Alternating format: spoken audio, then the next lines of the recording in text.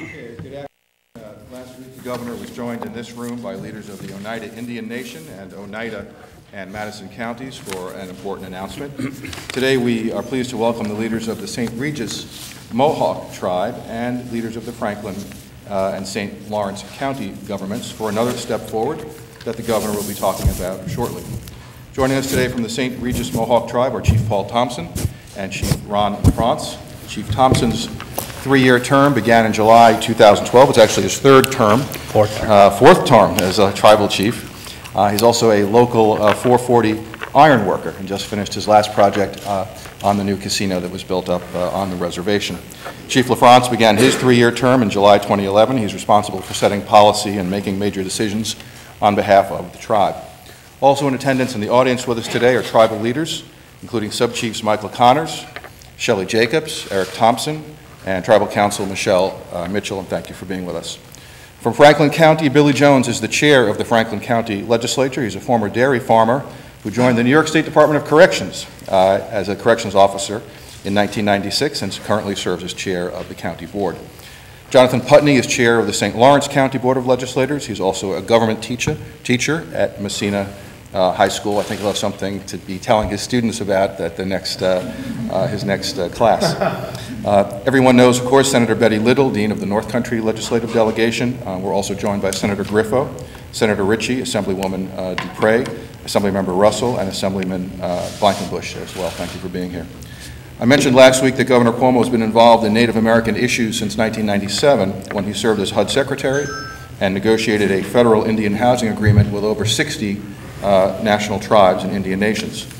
The governor's knowledge and experience in this area is really unmatched in modern New York State history and has led to the milestone that the governor will announce today.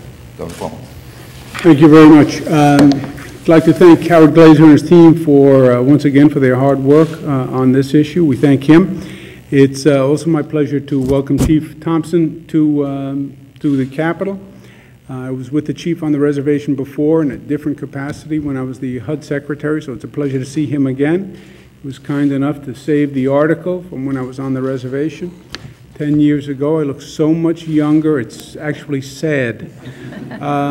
Chief LaFrance, I want to thank him very much for being here again today. Chief and I had a prolonged discussion on many of the issues, and it was the product of that discussion that brought us here today, so I want to thank him. Chairman Jones and Chairman Putney, I want to thank them for their partnership and cooperation and collegiality in this matter. These are difficult matters, but there's a great potential for the county as well as for the tribe going forward, so I want to thank them for their partnership, and Senator Betty Little, who without the senator, none of this happens. It's her knowledge, it's her experience, which has been a tremendous asset to me, and I want to thank her for all her work and for being here.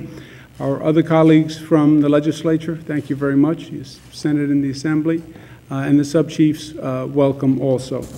To give you a quick outline of the agreement that we're talking about today, we have a proposal for destination gaming resorts, as you know, that is working its way through the legislature, hopefully gets passed this session, that would propose 3 resorts to be sited in upstate New York.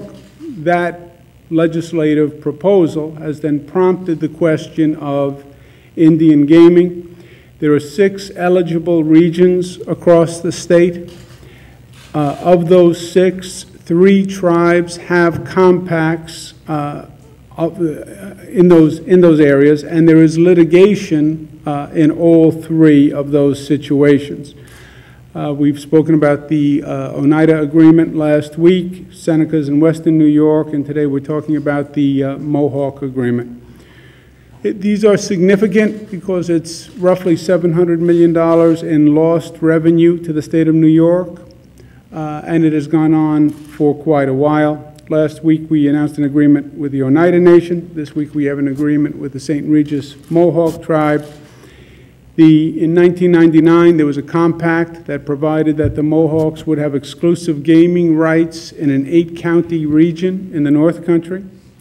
25% of the revenue would go to the state of New York, which is similar to the agreement that was made with the Senecas and with the Oneidas. Of that 25% that would go to the state, it would be split, 25% of that would be split evenly between St. Lawrence and Franklin counties. That was the agreement that was struck in 1999, modified later in 2005.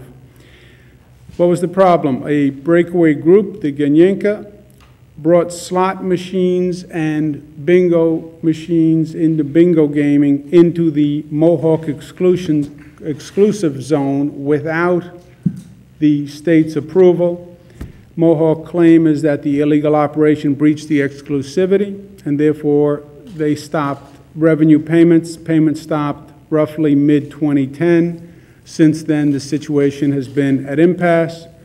With today's agreement, the Saint Regis Mohawk will pay $30 million in past due payments.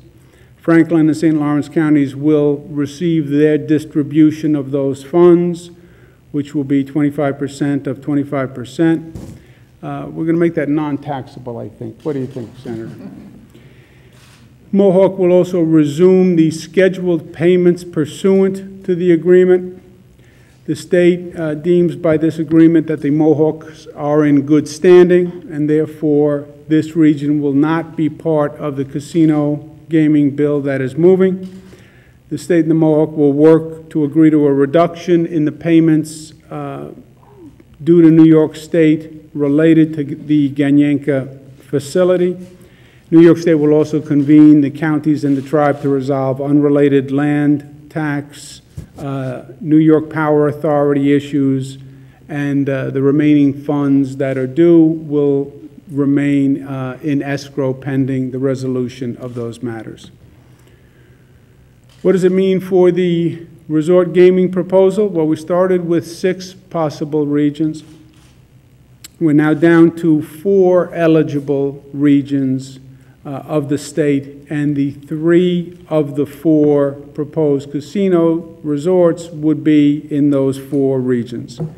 And that would be the subject of the competition that would be ongoing. The areas in the white would be off the table, so to speak. Also remember, if the gaming referendum is passed, the remaining 6 counties in the North Country will share an additional 10% of the proceeds from the state share, right? So right now, only 2 counties are participating. If the gaming referendum passes, the state will take 10% from its share to distribute, so every county in the region will have a benefit from the operation, which is not now the case. That would bring Clinton, Essex, Hamilton, Jefferson, Lewis, and Warren into a situation where they would be receiving revenues on an ongoing basis. We want to once again thank everyone involved. As I mentioned at the beginning, it's a long history to all these issues, often with a lot of emotion attached and a sense of wrongdoing. It's hard to turn the page. It's hard to turn the page in life. It's hard to turn the page in government. But the only way you get to a better tomorrow is by resolving the issues of yesterday. And in that spirit, we're setting out. Today is a major step forward. There's still other issues to work through, and they're complicated and they're significant. But I think talking to the leadership of the county, talking to the tribe, I think we're going to get there, and I think it's going to be to everyone's benefit. With that, let me turn it over first to Chief Paul Thompson for remarks. Chief? Thank you, Governor. Earlier today, a few minutes ago, I commended Governor Cuomo for bringing all the parties together to try to resolve some of the outstanding issue that has been festering for the last 200 years. For us, it's the land claim. Our community is bursting at the seams. We have like 400 people that live in Messina because they can't find land or housing on our territory. So this is the most important issue to us. Finances is secondary to us. Land is the most important to our people.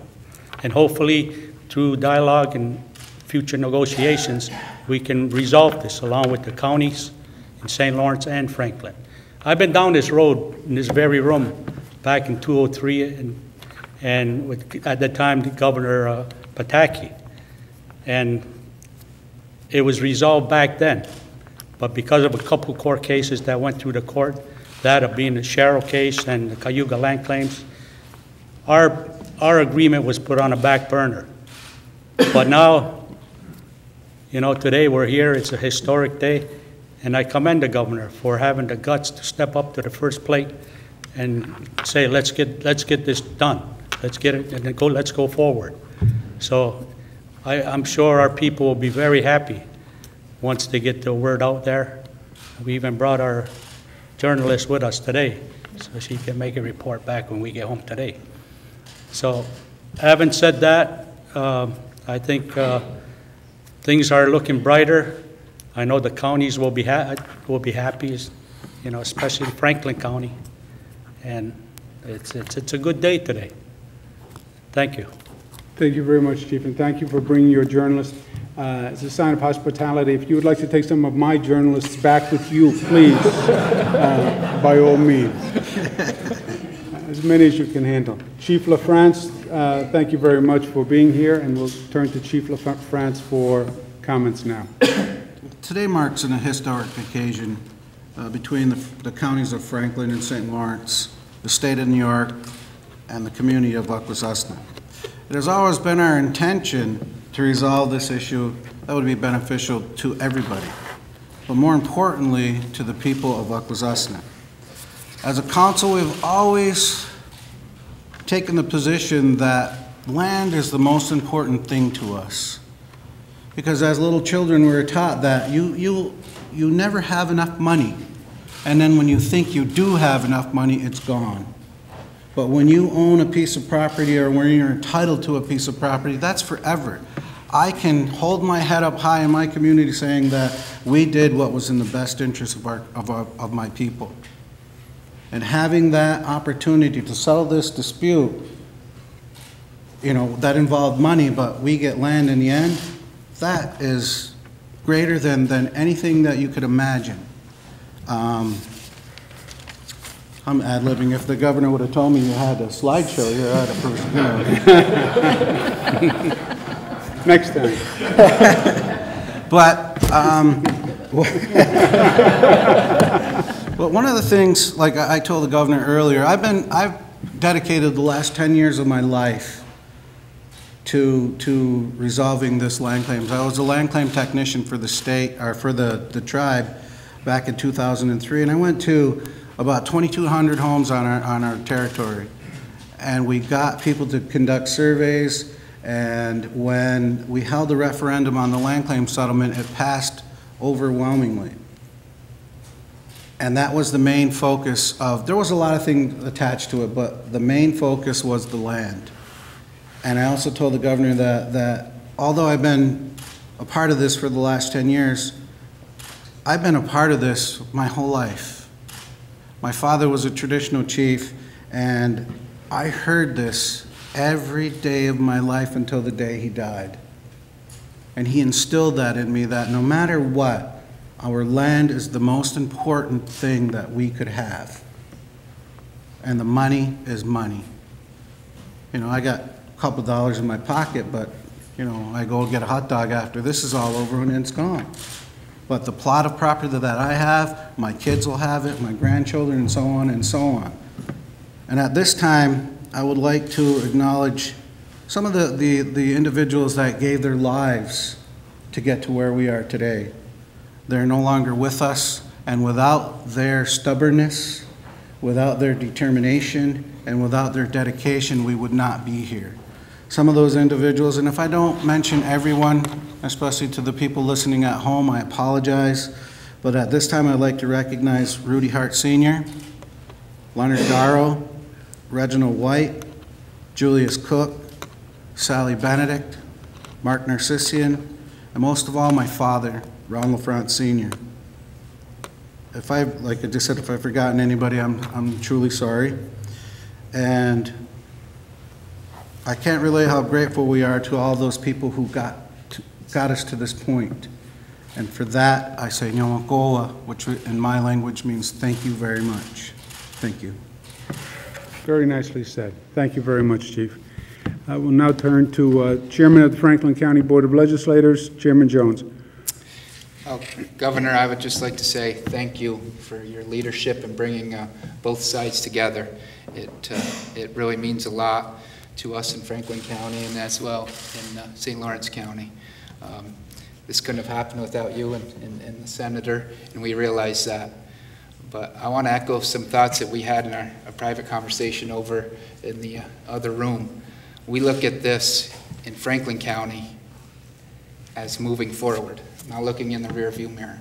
And to my friends on the other side of the table, we look at this as a new beginning for Franklin County and for you on the Saint Regis Mohawk Reservation. So I would just like to say thanks for bringing us together. This agreement we have is a beginning. It means a lot fiscally to us in Franklin County.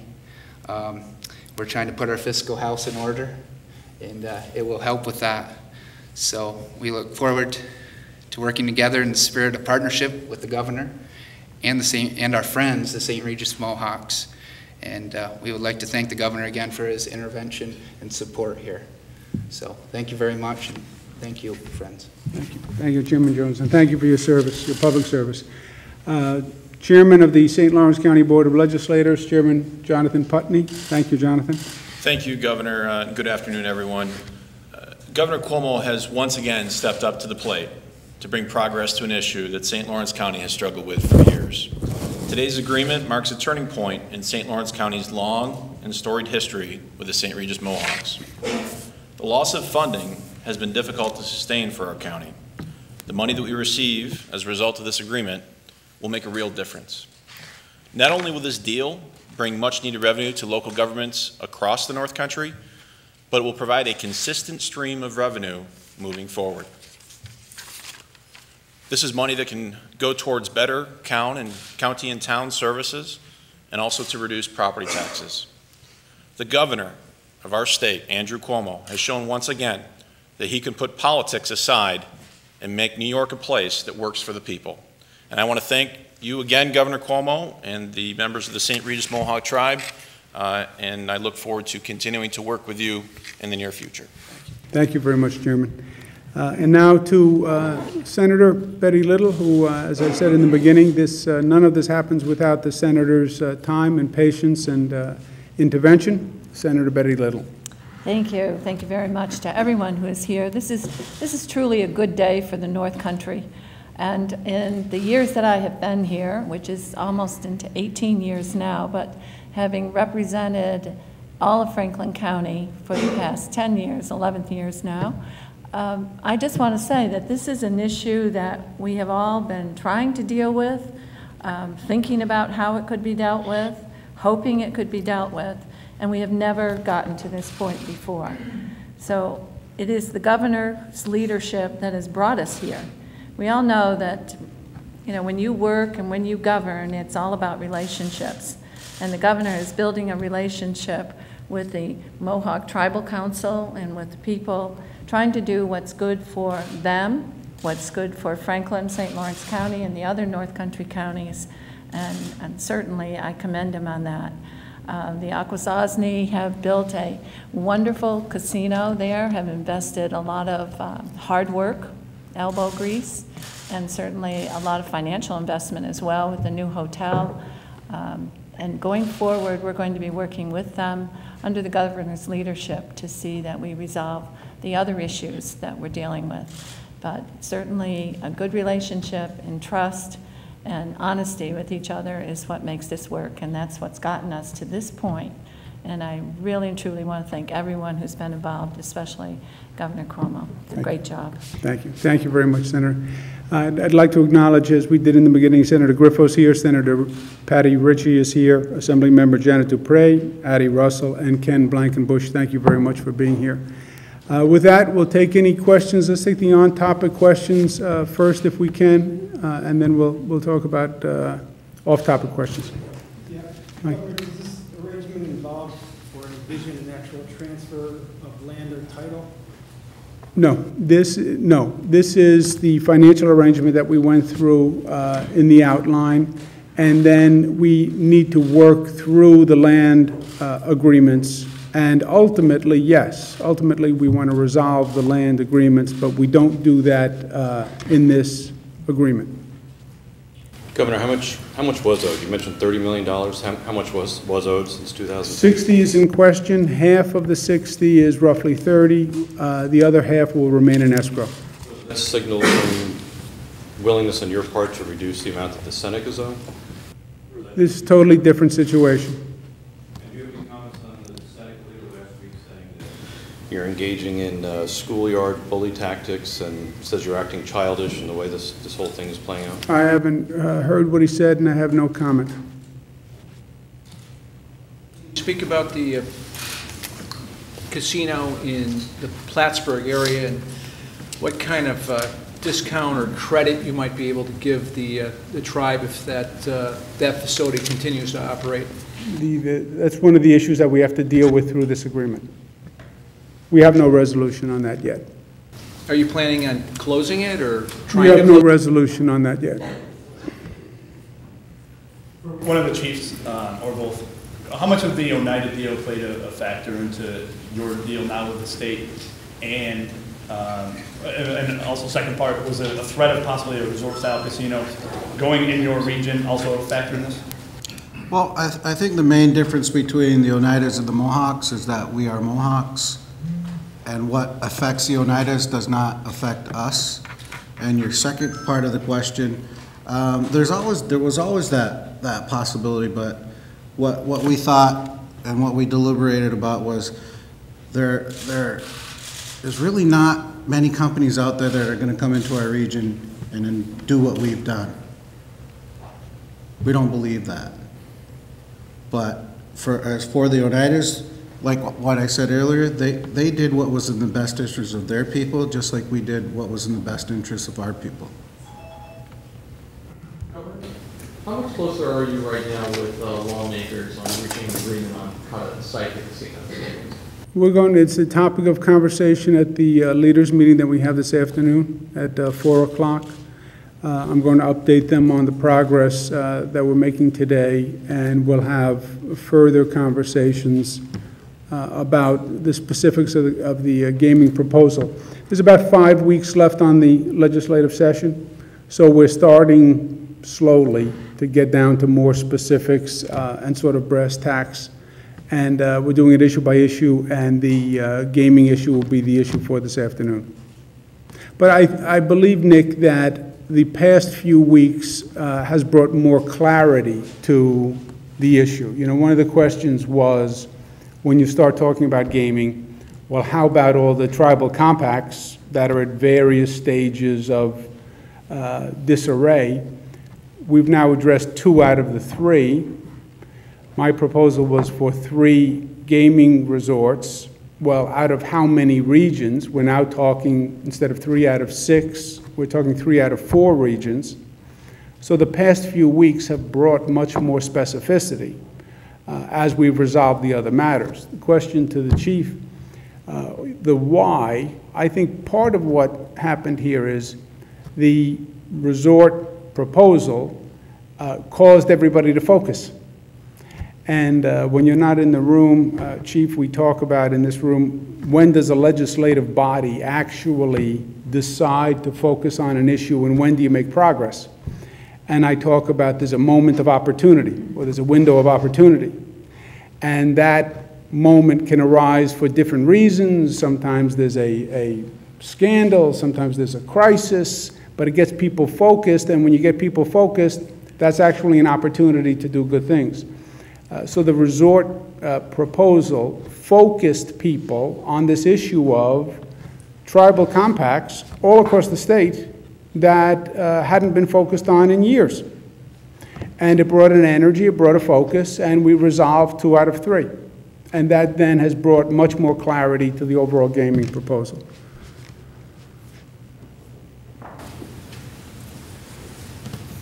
Okay. Any off-topic questions? We'll take a couple. Governor, The Assembly is passing the DREAM Act. I'm wondering if that's come up at all in discussions. And some of the Latino lawmakers have told us that if you don't support it, you will have a, quote, Latino problem. I'm wondering if you can respond to that. Well, whether I support it is not the question. It's whether it's going to be passed this session, and it has not been a topic of conversation yet. Again, there's still time on the clock, but it's not been a topic of conversation. Governor, do you support using state tuition aid in that context? I mean, do you support what they're considering? Who's considering? What the Assembly's going to pass today. Well, I haven't looked at the specific bill as to where they ended up, but I'll look at the specific bill. I support the DREAM Act in concept. I just have to look at the specifics. The Assembly yesterday, and specifically the Speaker, proposed a series of reforms to handling sexual harassment cases. This is something that you broadly recommended that be done. Among them includes a ban on confidential settlements. Just based on what was released yesterday, how do you feel about that proposal? You know, I believe in the overall thrust, as I heard it, Nick, was independent enforcement. As you know, I believe in independent enforcement. I've been pushing independent enforcement in different fields. So I agree with the general thrust. In terms of the confidentiality provision and some of the specifics, I think that is going to depend on how it's written and what it actually means. We're against confidentiality. Well, what if a person wants confidentiality? You know, a lot of times the person who's been aggrieved doesn't want to be doubly aggrieved and then have to go through a public process of revealing and explaining what happened to them. So I think it depends on how it's written and what it means. And what did you make of the Speaker's overall step yesterday, apologizing for the way it was handled and also recommending these reforms? Do you think he took the right move yesterday? I think there's no doubt, but that the independent enforcement is better than the system that they had in place. And it was clear from the get-go with this matter that the situation that was in place was inadequate and mishandled the situation. We then had to let the process work, let Jacob work, let everybody do their report, let the Staten Island District Attorney do his work. But I think it was clear from the beginning that the situation was mishandled and the process was no good. And to the extent they come up with a process that is independent and is external, I think that's right. So, Governor, where's the accountability? Because it doesn't look like anyone in the Assembly will be counseled or disciplined or any action will be taken against anyone other than Vito Lopez leaving. Yeah, well, Vito Lopez would disagree with you on that.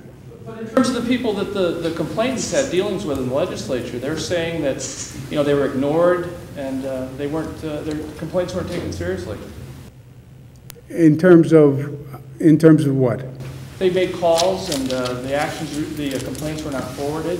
There was a statement put out today by one of the lawyers, which the Speaker said was posturing essentially for a lawsuit. Yeah, well, I think you had a district attorney investigate it. You had an ethics board, the Jacob Ethics Board, investigated for months and do a 70-page report on it.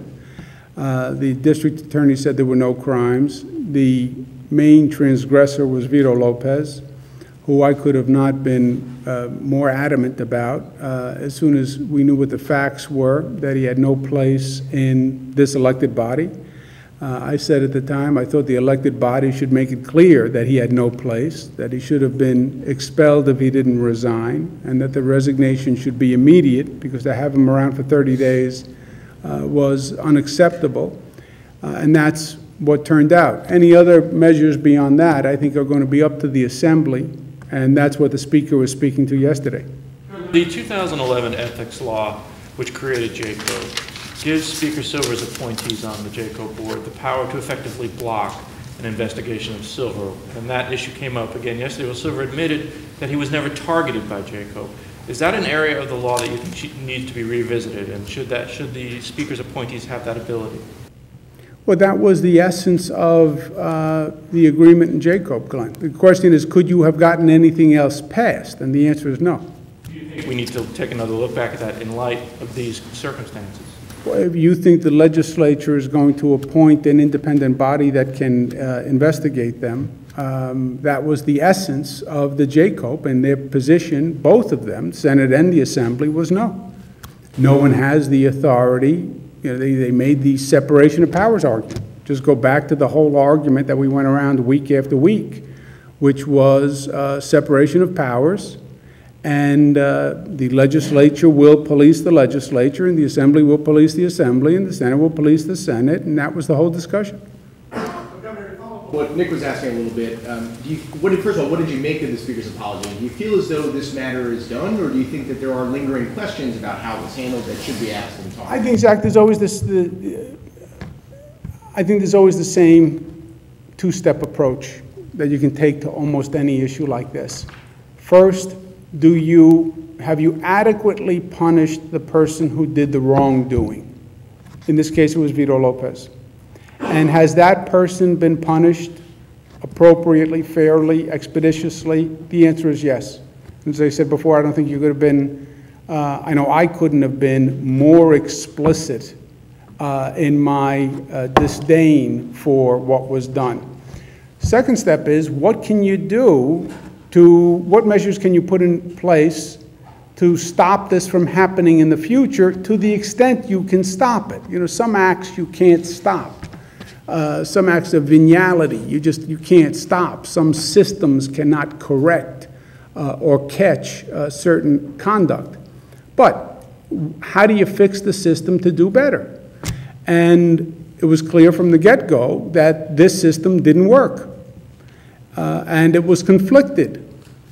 What the Speaker outlined yesterday was a fundamentally different approach, which was he's not going to do it anymore, and the Assembly's not going to do it in-house. It's going to be outside to an independent enforcement office. Now, questions are still, well, what does that mean, independent enforcement office? Who is the independent enforcement office? And that we'll see in the coming days. But the general thrust of it should be done externally, I think that was clear. Governor, given your statements just now about JCOPE, can you be satisfied that it is a truly independent entity that can provide truly independent oversight of our legislature? It is an independent entity that is, I think, is wholly capable of doing what it does. Remember, Jimmy, it's not a U.S. attorney. It's not a district attorney. Some people said, why haven't they been making the cases that the U.S. attorney's been making? They're basically an ethics enforcement board. They're not a prosecutorial agency. So the role they play, I think they play well. They are not a U.S. attorney. They're not a district attorney. They're not a independent prosecutorial agency. That's not what they are. But here they have to have specific targets, if you will, of their approach for violations of the public officers law. And here we've seen an example perhaps where this veto power that each legislative majority has perhaps stopped the probe of Assembly Speaker Silver. Given those facts, are you satisfied that JCOPE can provide independent oversight of the legislature? Well, they don't have a veto power, right? That would be a misstatement. Well, there are appointees in the veto investigation. Well, they need a certain percentage of the votes, including their appointees, right? You're assuming the appointees are not credible people and that they're not looking at the facts. And that's a heck of an assumption also. So, and the board has checks and balances because what you are trying to do is precarious by its nature. You have the executive, you have the Senate, you have the Assembly. They're all independent institutionally, and they're now on a joint board. And the board we came up with is the best attempt we could get at balance and independence and get it passed. The ultimate enforcement of any of these situations, forget ethics, it's the enforcement of the law, which we have seen work very, very well, right? U.S. attorneys have brought charges. We have 62 district attorney offices that we want to give more power to. But law enforcement has been doing an excellent job here, as we've seen by this whole string of charges over the past few weeks. So you can't say, well, there's nobody policing. There's plenty of policing because there's plenty of charging going on. But that's criminal law. I think that Jacob is the only one with the authority to police public officers law, which sets codes of conduct. So do you feel that Jacob provides adequate oversight for the public of legislature? Of ethics, yes. For what they would charge to do, yes. You've suggested that you would be open to some tweaks or changes in the 2011 ethics law. Have any tweaks, changes been discussed with legislative leaders in this session? I've not heard any proposals or any reforms or modifications made. Are you going to push any? I mean, are there any parts of that law that you think need to be changed right now? I have not been, not currently, no. Common Cause is out with a report this morning decrying or raising concerns about the explosive growth of soft money donations to state and legislative political campaigns, housekeeping money. Does your campaign reform proposal, will that deal with that issue, with those loopholes? There's no doubt that campaign finance should be part of a reform package that's done at the end of this year. In this legislative session, I support public finance, as you know, which would definitely resolve it. What about the housekeeping accounts, basically the unlimited use Yeah, of that would be part of it. Cuomo, before the legislature departs in June, you're expecting them to pass some legislation concerning the Seneca deal, right? And what about the Mohawk deal, too? What question are you trying to ask? Yeah, are you, before the legislature leaves this session, you're expecting them to pass some legislation concerning the Seneca, the Oneida deal and the Mohawk deal as well? The casino legislation would exclude the Mohawk region and the Oneida region by this agreement. What about the agreement outside of the casino, the 7 casino implementing legislation? Do they have to approve the compact being restructured, et cetera? No. In neither case, the Oneida or the Mohawk case? The Oneida, yes. That was a different agreement. When it comes to the Mohawk deal, the only thing that they have to pass is the casino implementing legislation? No, they don't have to pass anything in terms of the Mohawk agreement. Governor, can you comment on a story today that in a meeting with the sheriffs you asked them to not publicly criticize the SAFE Act? Yeah, that's not my recollection of the meeting at all. What was discussed? The SAFE Act, any possible changes to the SAFE Act, their proposals for modifications to the SAFE Act. You know, they're in the papers now all the time criticizing this. Do you think that's helpful? Hey, look, people have opinions, and people can offer their opinions, and that's part of the process. I offer mine, agree, disagree, I offer mine, they can offer theirs. Our jobs report out today details some of the job growth and where it has been in the state. Shows that the biggest growth has been out on Long Island. Do you think that's driven by the Sandy recovery effort? No, I think it's driven by the economic development activities of the state of New York. I think the jobs numbers actually were extraordinarily good. I only point it out because we're very good at discussing them exhaustively when the job numbers are bad, and I understand that. But the job numbers were extraordinarily good, and it's a herky-jerky economy, so I'm not saying it's going to be continued at this rate of growth. But it's been a long road, and the job numbers were better than they've been since 2009. Governor, so it was good. Governor, you've proposed a number of portions of your anti-corruption package, but not the money and politics portion of it. Why have you not proposed that? And advocates who want you to address, for instance, public financing, why should they think you're still pushing for this when you haven't proposed that portion of it? You know, if they want a press release, do they want a press release or do they want something passed? It's the question that has to be posed.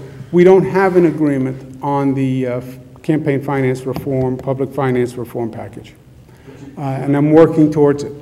If we don't get an agreement, and I don't believe, or we reach a point where I don't believe we'll have an agreement, then I'll just put out the proposal, and we'll go from there.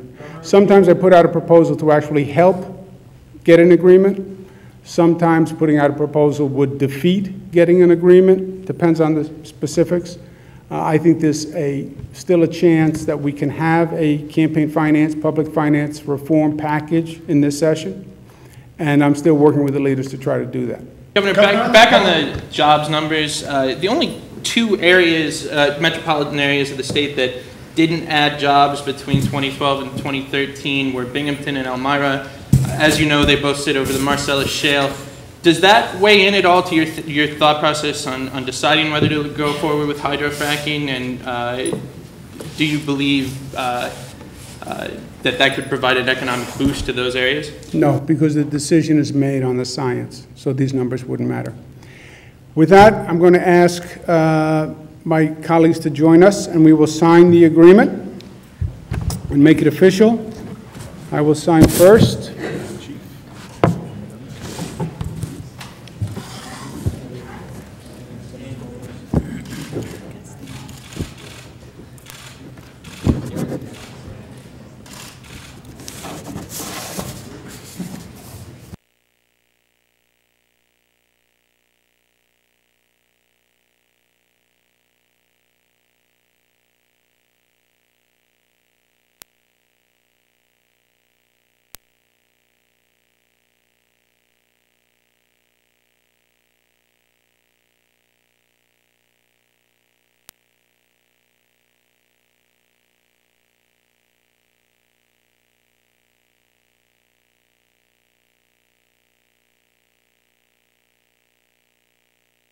We're going to have the county chairs witness it.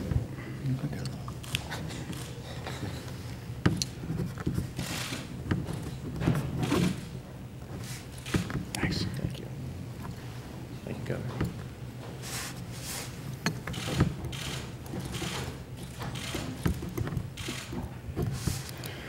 Okay, it is done. Congratulations.